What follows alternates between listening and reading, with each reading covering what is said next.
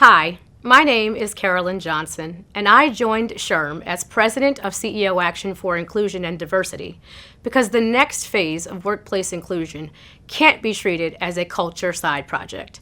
It must be managed for what it is, a core operating system for talent, productivity, trust, risk management, and growth. That is also why I support SHRM's decision to lead with the language of inclusion and diversity. The criticism has been loud, especially online and particularly on LinkedIn. Much of it comes from sincere concern. Some of it is performative outrage, but all of it misses a hard operational truth.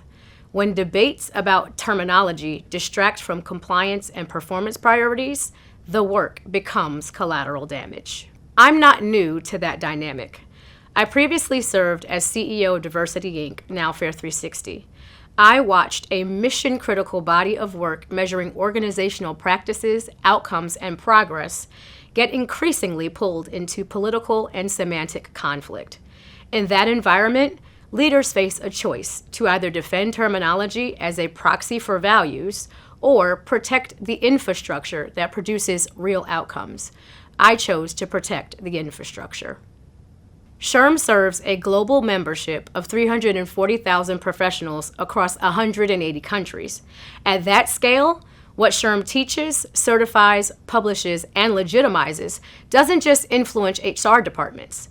It shapes executive decisions, vendor standards, board conversations, and internal policies that impact 362 million workers and their families. With these numbers at stake, if a leader believes that workplace inclusion matters, then disengaging because the discourse is messy is not principled, it is negligent. The stakes are higher than any acronym. Consider the economics of incivility alone. SHRM's own civility research has estimated that U.S. organizations lose roughly $2.7 billion per day in productivity and absenteeism tied to incivility. When workplaces become environments of disrespect, fear, or chronic conflict, organizations don't just lose morale, they lose output, innovation, and revenue. They also increase legal and reputational risk. This is why I joined SHRM and why I am aligned with its leadership team, because the work must be built to last, and lasting work in today's climate must meet 3 tests.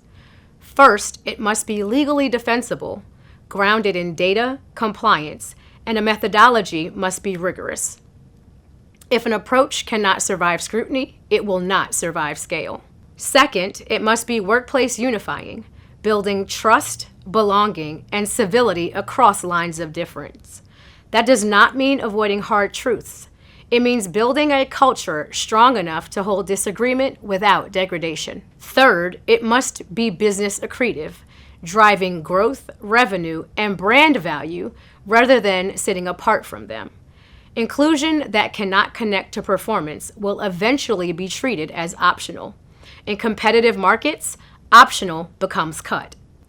The future of work is being decided in real time in how organizations hire, develop, promote, evaluate, and retain talent, and how they prevent harm, and how they build cultures resilient enough to perform under stress. That future will not be shaped by perfect language. It will be shaped by disciplined execution. I did not join SHRM to protect an acronym. I joined to protect the impact and help build an inclusion agenda that is durable, measurable, and economically consequential. That is what this moment demands, and that is what the workforce deserves.